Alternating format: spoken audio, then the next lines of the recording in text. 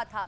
Taiwan को लेकर पहले भी बड़ी बातें शिंजो आबे कहते रहे हैं। संदीप हमारे साथ, हमारे सहयोगी जुड़ गए हैं। संदीप, बहुत दुखद खबर है ये, न केवल जापान के लिए बल्कि पूरी दुनिया के लिए, क्योंकि आज उन्होंने अपना सबसे बड़ा नेता, लोकप्रिय नेता खो दिया है। बिल्कुल, देखिए एक दुखद घटना है और चूंकि जिस तरीके से उनको गोली मारी गई उसके बाद बताया जा रहा था कि उनको कार्डियक अरेस्ट भी आया और बहुत ही क्रिटिकल कंडीशन में उनको जो है एम्बुलेंस से लेकर जो है एयर एम्बुलेंस से लेकर जो है उनको इलाज के लिए ले जाया गया। और उसी वक्त ये बताया जा रहा था कि शायद उनकी दिल की धड़कनें या उनके जो वाइटल ऑर्गन्स है वो काम करना बंद कर चुके थे।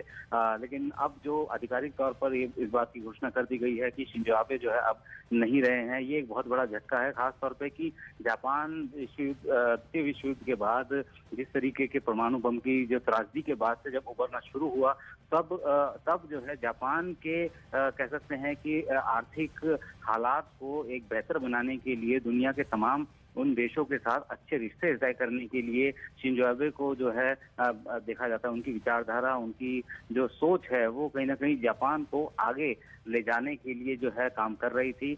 और जाहिर सी बात है कि जो ये उनकी जो हत्या हुई है और ऐसे में ये बहुत बड़ा झटका जापान के लिए भी है, क्योंकि उनका जो एक प्रोसेस था, जो डेवलपमेंट का प्रोसेस था, दुनिया में तमाम बड़े देशों के साथ एक बेहतर अच्छे रिश्ते बनाने का जो एक एफर्ट था वो कहीं ना कहीं डिरेल करने की कोशिश जो है इस घटना के जरिए की गई। लेकिन अभी ये कहना बहुत जल्दबाजी होगा कि इसके पीछे किसी देश का या किसी संगठन का हाथ है, क्योंकि जो प्रिलिमिनरी इन्वेस्टिगेशन में जो सामने निकल कर आ रहा है उसमें तो ये साफ कहा जा रहा है कि जिस शख्स ने गोली मारी है वो शख्स जो है उनकी नीतियों से जो है इत्तेफाक नहीं रखता था, जिसकी वजह से इस तरह की घटना हुई। लेकिन ताज्जुब की बात यह है कि इनकी घटना के बाद जहां तमाम दुनिया के देश जो है सीधे तौर पर अपनी संवेदनाएं व्यक्त कर रहे थे, हर देश का जो टॉप लीडर है वो अपने जो है उनके बेहतर स्वास्थ्य की कामना कर रहा था, लेकिन वहीं चीन जो है वहां पे सोशल मीडिया पे जिस तरीके से इस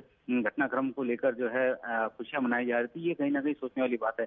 लगातार ग्लोबल टाइम्स जो है वो अपने अलग अलग प्लेटफॉर्म से जो है अलग अलग लोगों की व्यूज जो है अपने प्लेटफॉर्म से जो है पेश कर रहा है। उसमें भी जो है सीधे तौर पर वहाँ जो शिंजो आबे ने जिस तरह की नीतियों को आगे बढ़ाते हुए, अपने विचारों को आगे बढ़ाते हुए जापान को आगे ले जाने की कोशिश की, उसको लेकर कहीं ना कहीं कटाक्ष जरूर कसे गए थे। आने वाले समय में क्या हो सकता है, इंटरनल पॉलिटिक्स क्या हो सकती है, राइट विंगर्स क्या कर सकते हैं, ये सब चीजें भी जो है उसमें वो लोग ट्वीट कर रहे हैं। जैसे नेता सदियों में आते हैं जो जब पूरी दुनिया एक तरफ चल रही हो तो वो अपने फैसलों पर अडिग रहते हैं, चाहे वो न्यूक्लियर टेस्ट की बात रही हो या न्यूक्लियर मामले में भारत के लिए जब चीन कहता रहा कि आप इसमें दखल मत दीजिए, आप मत अरुणाचल प्रदेश में अपना निवेश कीजिए, तब भी वो निवेश करने के लिए तैयार रहा, चीन से तक टक्कर लेने के लिए तैयार था भारत के लिए। तो ऐसे नेता बहुत कम होते हैं। बिल्कुल, देखिए स्टैंड लेना, खास तौर पे एक ऐसा कंट्री जो कि क्षेत्रफल में चीन से बहुत छोटा है, और ऐसे में अगर वो इस तरीके से भारत के साथ खड़े होके उन सब चीजों पर सपोर्ट कर रहा है तो ये अपने आप में बहुत बड़ी बात है। क्योंकि अगर हम लोग रिएक्शन टाइम की बात करें तो चाइना हमारे पास जब तक आएगा उससे पहले जो है वो जापान तक रीच कर सकता है, क्योंकि वो बहुत बेहद ही करीब है। बावजूद इसके क्योंकि जापान में जो नीतियां थी, वो जो नीतियां उन्होंने अपनाई थी अपने आप को स्ट्रेंथन करने के लिए, उसी को डीरेल करने की कोशिश जरूर की गई।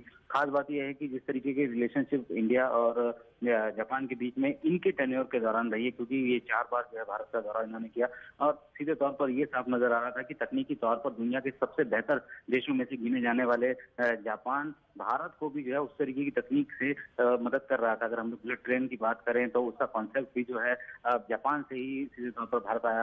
तो ये बहुत सारी चीजें थी, भारत के लिए काफी बड़ा नुकसान है। दूसरी चीज ये थी कि जिस तरीके से चीन लगातार अपने साउथ चाइना सी और प्रशांत महासागर क्षेत्र में अपने आप को, अपनी नौसेना को जो है बड़ा करने की कोशिश कर रहा था, ताइवान पर जो है वो अपना कब्जा करने के लिए वो लगातार अपने फाइटर जेट जो उड़ा रहा था, फ्रीडम ऑफ नेविगेशन जो है उसका बेजा इस्तेमाल कर रहा था, उसको एक कहीं ना कहीं काबू करने के लिए क्वाड की जो गठन किया गया था, क्वाड के गठन का जो प्रस्ताव था वो खुद जो है जापान की तरफ से था। और ऐसे में जब भारत, ऑस्ट्रेलिया, अमेरिका और जापान चारों देशों ने मिलकर जब क्वाड बनाया तो उसके बाद से चीन जो है खासा जो है बहुत अच्छा कंफर्टेबल पोजीशन में नहीं था, क्योंकि 4 बड़े देश अगर उस एरिया में ऑपरेट करते हैं। पिछले दिनों भी संदीप ताइवान को लेकर भी कहा गया था कि ताइवान की स्थिति यूक्रेन जैसी है और उसे कमजोर ना समझा जाए, बार बार अपना कैसे हुकूमत जाहिर करने की चीन कोशिश करता रहा है।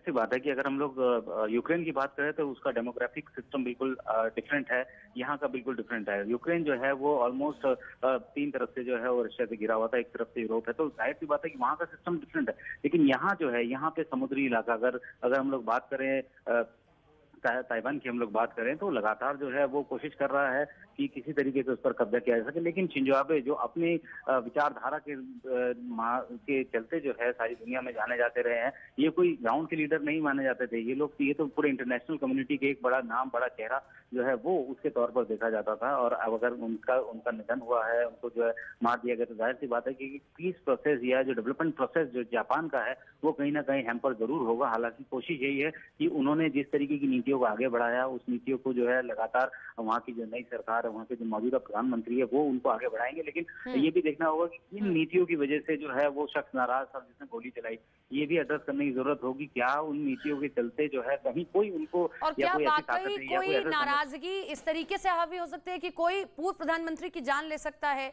और क्या उसे कोई संरक्षण नहीं दिया गया, और कैसे वो वहां तक पहुंच सकता है? मैं लौट रही हूं आपके पास में, लेकिन ये बड़ी खबर अपने दर्शकों को बता रहे हैं, दुखद खबर भी है, क्योंकि आज न केवल जापान ने बल्कि पूरी दुनिया ने एक ताकतवर, एक लोकप्रिय नेता को खो दिया है। शिंजो आबे अब हम सबके बीच नहीं है।